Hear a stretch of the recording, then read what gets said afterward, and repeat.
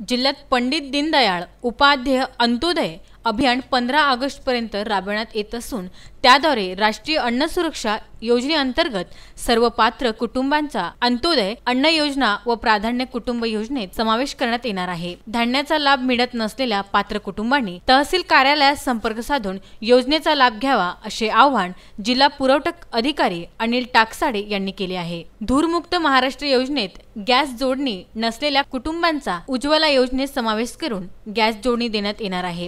त्यासाठी सर्व रास्त भाव दुकानांमध्ये उज्ज्वला योजनेचे फॉर्म उपलब्ध करून देण्यात येत आहे। त्यामुळे ज्या कुटुंबांची गॅस जोडणी नाही त्यांनी अर्जाचा नमुना प्राप्त करून घेऊन शिधापत्रिकेची झेरॉक्स, आधार कार्ड, बँक पासबुकची प्रत आदीसह अर्ज जमा करावा असे टाकसाडे यांनी नमूद केले आहे। एकही पात्र कुटुंब किंवा लाभार्थी शिधापत्रिका, धान्य वाटप, गॅस जोडणी मिळवण्यापासून वंचित राहू नये म्हणून हे अभियान राबवण्यात येत आहे। सर्व पात्र लाभार्थ्यांनी लाभ घ्यावा असे आवाहन टाकसाडे यांनी केले आहे।